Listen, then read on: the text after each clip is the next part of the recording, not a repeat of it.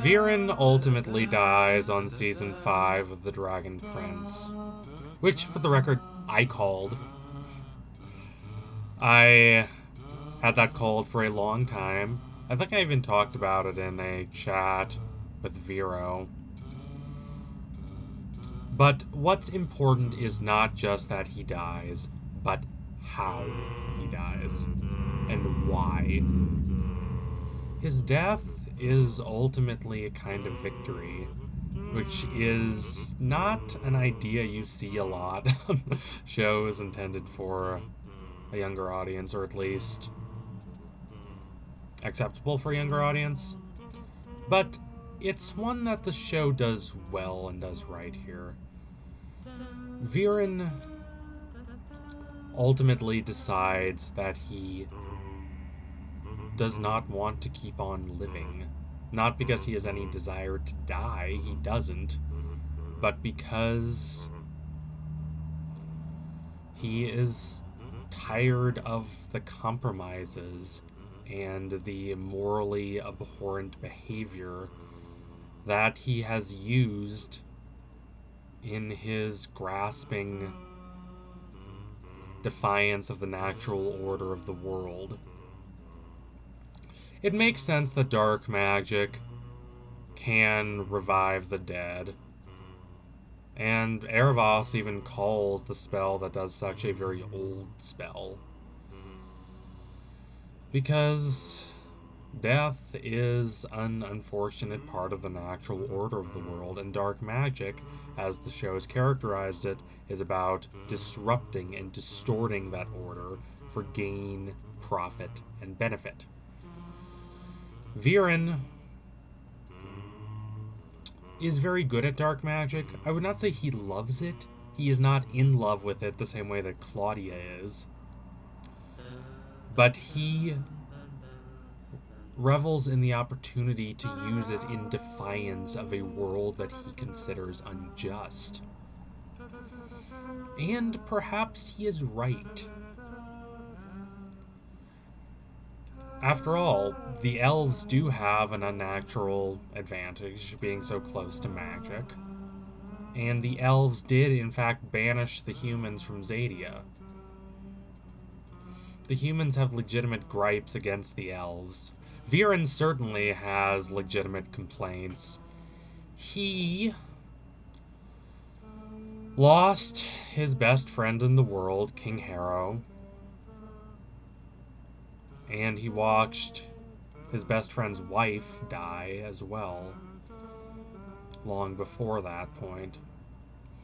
By season 3, he is isolated and desperate.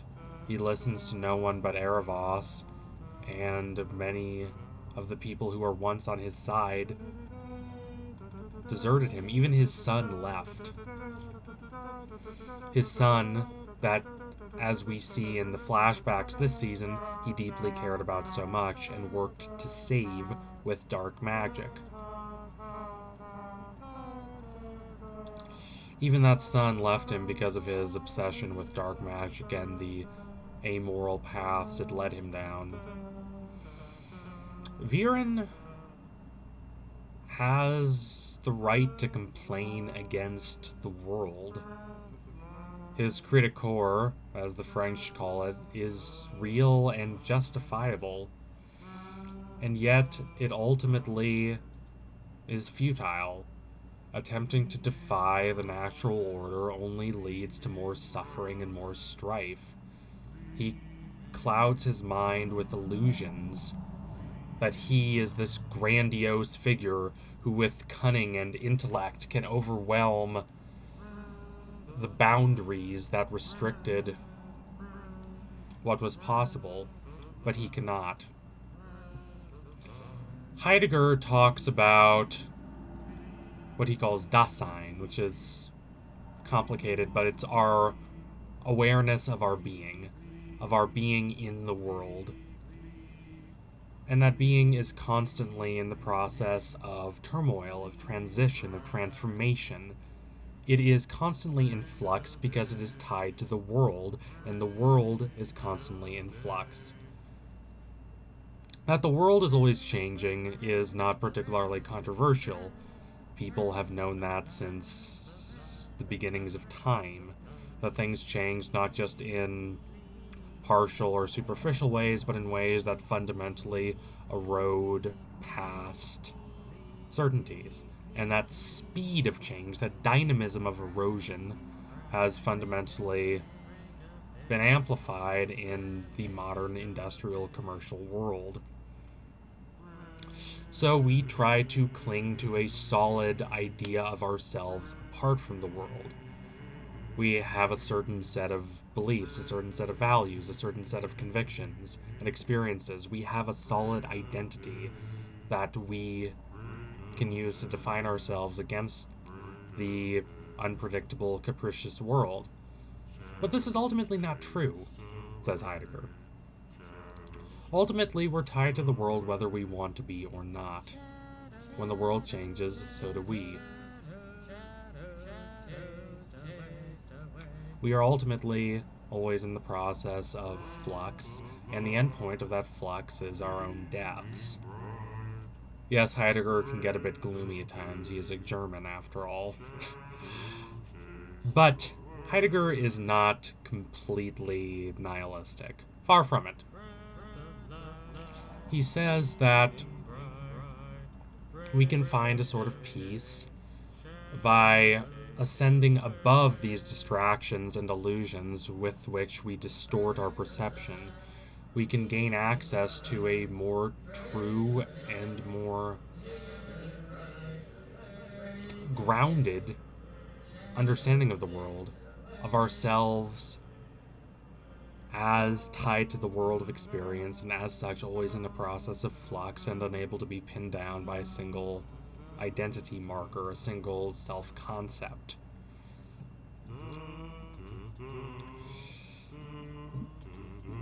We experience the anxiety and the angst of our own deaths, of the deaths before our physical deaths, of our self-concepts, of the beliefs we held.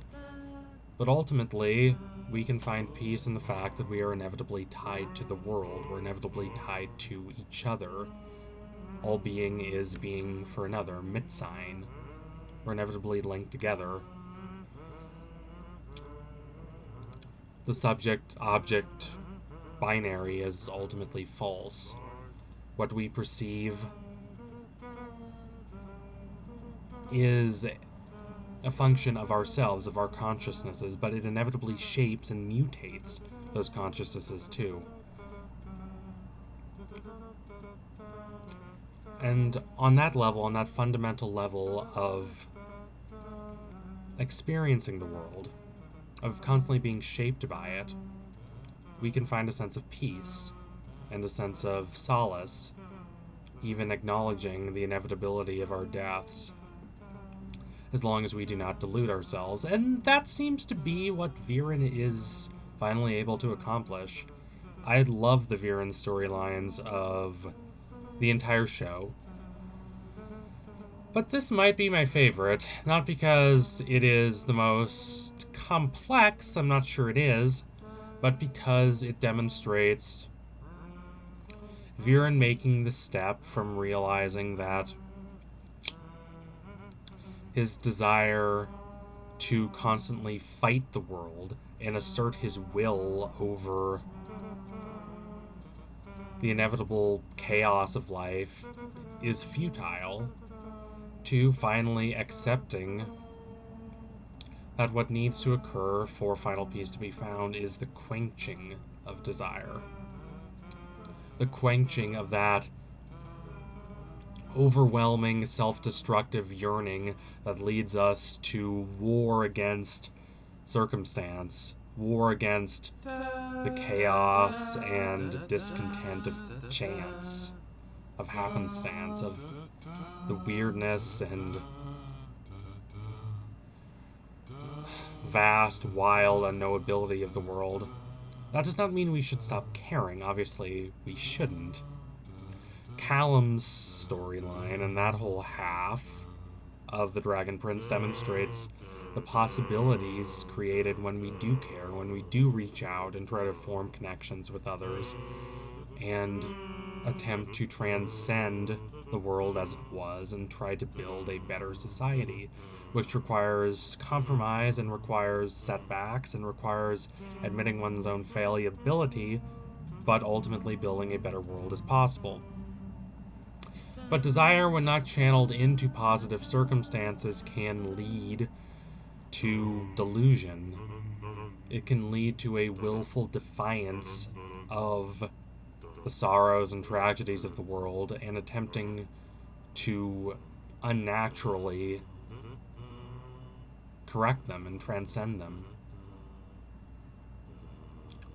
It comes, the Dragon Prince implies, from a sense of greed, a sense of avarice, a sense of refusal to accept the unfortunate circumstances of the world. We can all find that understandable, I hope, and we can all realize why that's such a flawed mindset to have.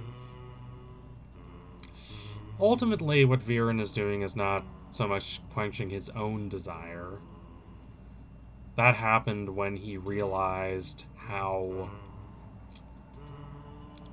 lost he was, how he was corrupted by Erebos and his own personal pride. He is catatonic for most of this season, but though his body is asleep, his mind is awake, his mind is awash in all these wild, surreal, ethereal dreams of a nightmarish self-conscious. He sees his daughter and his son when they were small, and what has happened to them in the intervening time.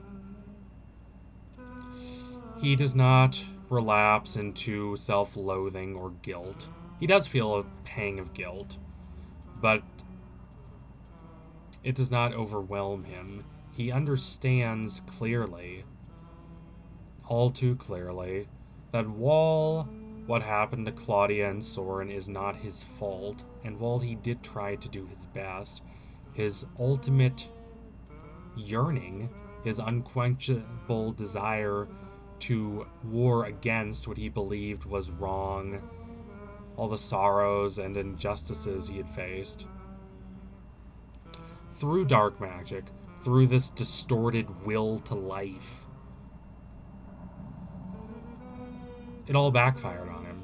It all left him suffering. It all hurt him and those around him. He acted by the impulses that he, with his human knowledge, believed were just and understandable. And perhaps they were, at least to him, at least at the time, but his perception is ultimately narrow. It's ultimately constrained. He can only act based on his own mores and his own perspectives and worldviews. And those are all limited. They are all incomplete. He is only one person in a vast and chaotic and multifarious world.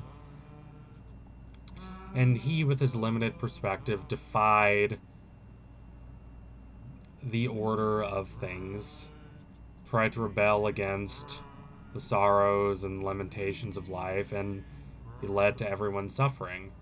In the same sense, he understands that while Claudia's anger and her violent defiance of Callum and Rayla and the entire new order being built by the humans and the elves is understandable, and it comes from a place of real pain and real pathos, it ultimately will only lead to more suffering. It ultimately will only lead to more devastation.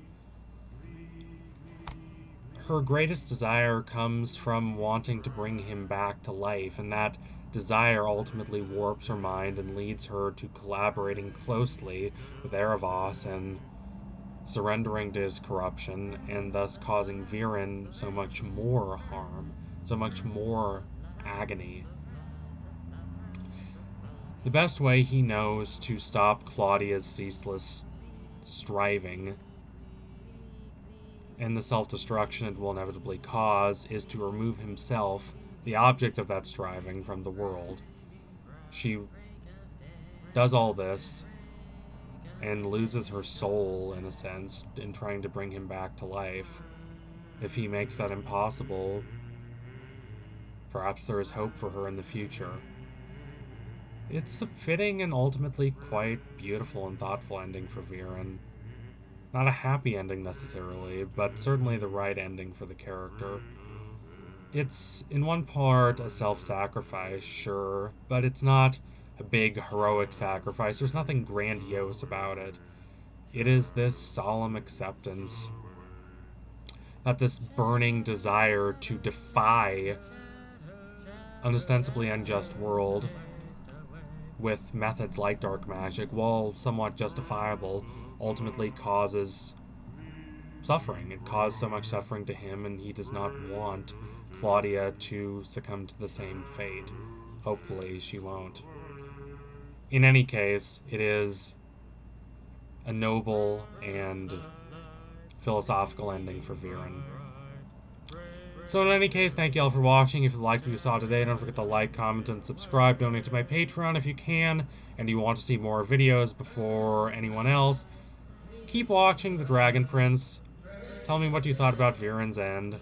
I deeply hope they do not bring him back in later seasons. That would really undermine what is one of the most hauntingly thoughtful and significant moments of the entire show. So anyway, tune in soon for next analysis. Will be coming soon. That I promise you. Thank you all again. Adios, comrades.